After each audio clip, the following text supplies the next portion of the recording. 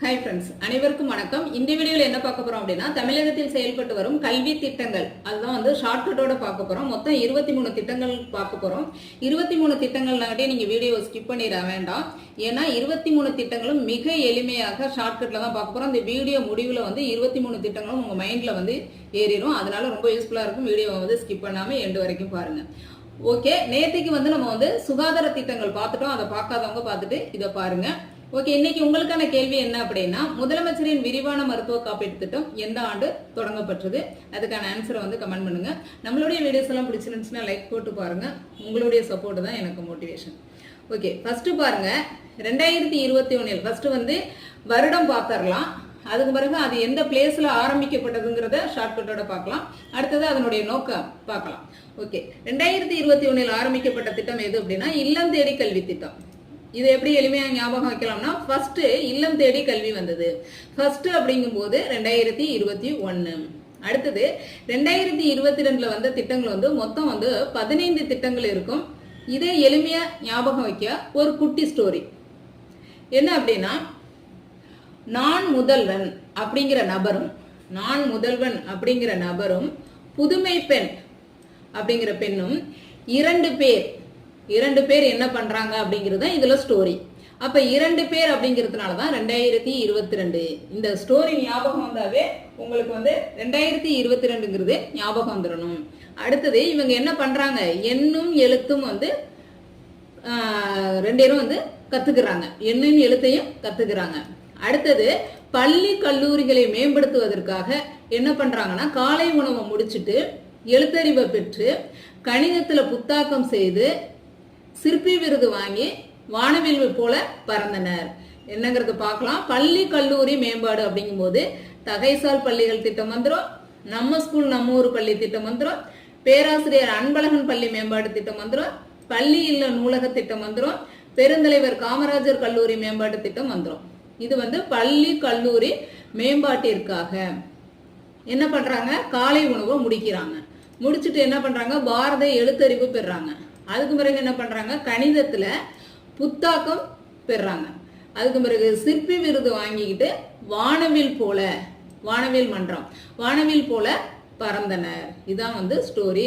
அப்ப இந்த 15 திட்டங்களும் 2022 ஆரம்பிக்கப்பட்ட திட்டங்கள். இந்த குட்டி ஸ்டோரி ஞாபகம் வந்துச்சுன்னா முடிஞ்சு போச்சு. 15 திட்டங்கள் எப்போ ஆரம்பிக்கப்பட்டது.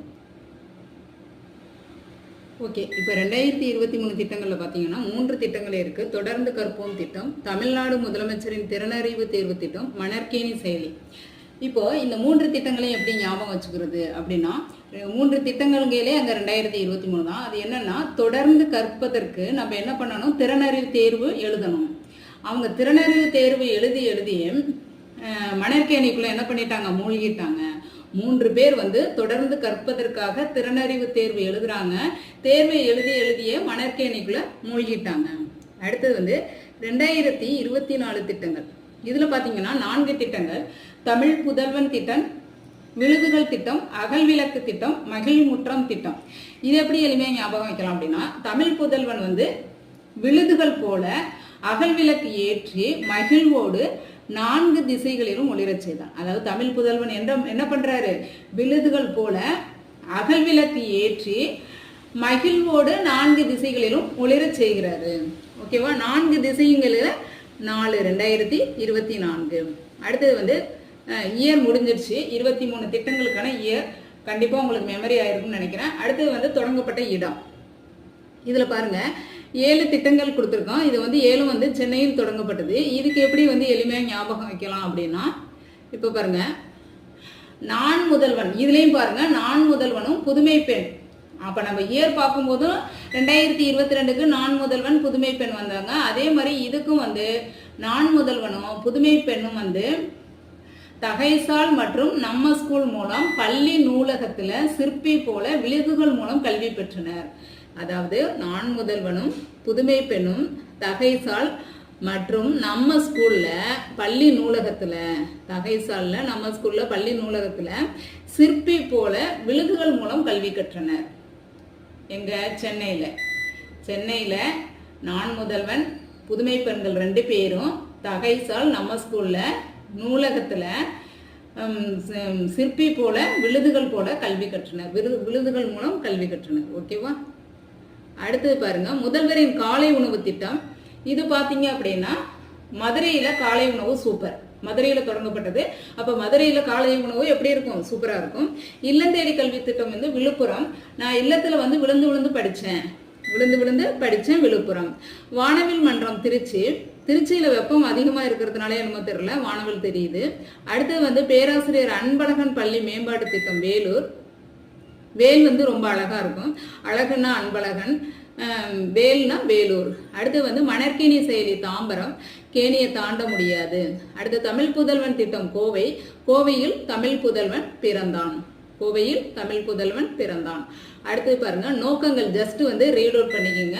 ரொம்ப ஈஸி தான். அந்த பேர்லே இருக்கு நோக்கம், இருந்தாலும் ஜஸ்ட் ரீட் அவுட் பண்ணிக்கோங்க. இல்லம் தேடி கல்வி திட்டம் வந்து 1 முதல் 8 வகுப்புகள் வரை மாணவர்களின் கற்றல் இழப்புகளை ஈடு செய்வது.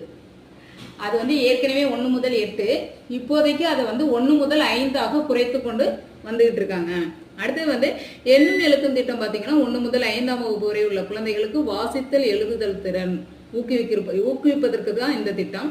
அடுத்து வானவில் மன்றம் வந்து அறிவியல் மற்றும் கணிதம் குறித்த ஆர்வத்தை உருவாக்குவதற்கு இந்த வானவில் மன்றம் அறிவியல் மற்றும் கணிதம் குறித்த ஆர்வத்தை உருவாக்கி அவங்களை வந்து ஊக்குவிப்பதற்கு தான் இந்த வானவில். அடுத்து தகைசால் பள்ளிகள் திட்டம் வந்து தனியார் பள்ளிகளுக்கு, தகைசால்களே தனியார் பள்ளி அப்படிங்கிறது தான் தாத்தா. தனியார் பள்ளிகளுக்கு இணையாக அனைத்து கட்டமைப்பு வசதிகளுடன் அரசு பள்ளிகளை மேம்படுத்துவது. அடுத்து முதல்வரின் காலை உணவு திட்டம் வந்து 1 முதல் 5ஆம் வகுப்பு வரை. அடுத்து நம்ம ஸ்கூல் நம்ம ஊர் பள்ளி திட்டம் அரசு பள்ளிகளை மேம்படுத்துவதற்கு. பேராசிரியர் அன்பழகன் பள்ளி மேம்பாட்டு திட்டம் அனைத்து அரசு பள்ளிகளையும் நவீனமயமாக்குவது. அன்பழகன்கிறதுக்கு மட்டும் வந்து நவீனமயமாக்குவது, மற்றதெல்லாம் வந்து அரசு பள்ளிகளை போல தனியார். இது வந்து அரசு பள்ளியை மேம்படுத்துவது. தகைசால் பள்ளி வந்து தனியார் பள்ளியை போல மேம்படுத்துவது. அடுத்து மகிழ் கணித திட்டம் வந்து அரசு பள்ளி மாணவர்களுக்கு எளிய முறையில் கணித பாடத்தை கற்பித்தல். அடுத்து பள்ளி இல்ல நூலக திட்டம், அதாவது நூலகத்தை வந்து புத்தகங்கள் வாசிப்பதை ஊக்குவிப்பதற்காக இந்த திட்டம். அடுத்து சிற்பி திட்டம் வந்து மாணவர்களை நல்வழிப்படுத்துவதற்கு, சிற்பி போல வந்து நல்வழிப்படுத்த. அடுத்து பள்ளி புத்தாக்க மேம்பாட்டு திட்டம், பள்ளி பருவத்திலே மாணவர்களை புத்தாக்க சிந்தனை உடையவர்களாக உருவாக்குவது. புதிய பாரத எழுத்தறிவு திட்டம், இது என்னன்னா 15 வயதுக்கு மேற்பட்ட படிக்க தெரியாதவர்களுக்கு அடிப்படை எழுத்தறிவு கல்வி. புதிய பாரதம் அப்படிங்கையிலே உங்களுக்கு ஞாபகம் வந்துடணும், 15 வயதுக்கு மேற்பட்டவர்களுக்கு அடிப்படை எழுத்தறிவு கல்வி வழங்குவதுதான் வந்து புதிய பாரத எழுத்தறிவு திட்டம்.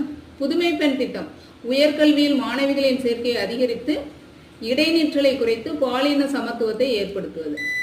அடுத்து பெருந்தலைவர் காமராஜர் கல்லூரி மேம்பாட்டு திட்டம், கல்லூரிகளின் உட்கட்டமைப்பை மேம்படுத்துவது மற்றும் மொத்த சேர்க்கை விகிதத்தை அதிகரிப்பது. அடுத்து பாரதி இளங்கவிஞர் விருது, மாநில அளவிலான கவிதை போட்டி மூலம் மாணவர்களின் கவிதை திறனை ஊக்குவிப்பது. நான் முதல்வன் திட்டம் பார்த்தீங்க அப்படின்னா மாணவர்கள் இளைஞர்களின் திறனை மேம்படுத்துவது. நல்லா பார்த்துக்கோங்க, நான் முதல்வன் திட்டம் இது இம்பார்ட்டன்ட். மாணவர்கள் மற்றும் இளைஞர்களின் திறனை மேம்படுத்துவது.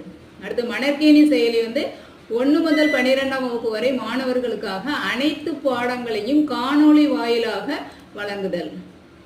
அடுத்து தமிழ்நாடு முதலமைச்சரின் திறனறி தேர்வு திட்டம், அரசு பள்ளி மாணவ மாணவிகளின் திறனை கண்டறிந்து உயர்கல்வி படிப்பதை ஊக்குவித்தல். தொடர்ந்து கற்போம் திட்டம் வந்து பள்ளிக்கு வராமல் இடைநின்ற மாணவர்களை கண்டறிந்து மீண்டும் பள்ளிக்கு வர செய்தல். விழுதுகள் திட்டம், முன்னாள் மாணவர்களை ஒன்று திரட்டி அரசு பள்ளிகளை வந்து, விழுதுகள்னாவே வந்து முன்னாள் மாணவர்கள்ங்கிறது உங்களுக்கு ஞாபகம் வந்துடணும். அடுத்தது அகல்விளக்கு திட்டம், உடல் மனம் சோர்வு சமூக ரீதியிலான இடையூறுகளிலிருந்து மாணவிகள் தங்களை பாதுகாத்துக் கொள்வது. அடுத்து மகிழ்முற்றம் திட்டம் வந்து அரசு பள்ளிகளில் பயிலும் மாணவர்களிடையே தலைமை பண்பு வளர்ப்பது. இப்போ விழுதுகள்னா முன்னாள் மாணவர்கள், மகிழ்முற்றம்னா தலைமை பண்பு வளர்ப்பது. அடுத்து மணற்கேணினா வந்து 1 முதல் 12 வரை மாணவர்களுக்கு அனைத்து பாடங்களையும் காணொலி வாயிலாக நம்ம வந்து ஊக்குவிப்பது. அடுத்தது தமிழ் புதல்வன் திட்டம் வந்து அரசு பள்ளி மாணவர்களின் உயர்கல்வி விகிதத்தை அதிகரிப்பது. இந்த புதுமை பெண் திட்டம்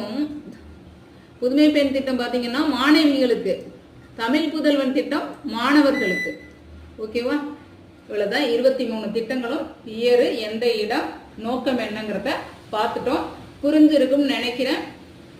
ஓகே, எதுவாக இருந்தாலும் கமெண்ட் பண்ணுங்க. ஓகே, நன்றி. நெக்ஸ்ட் வீடியோவில் பார்க்கலாம். நன்றி.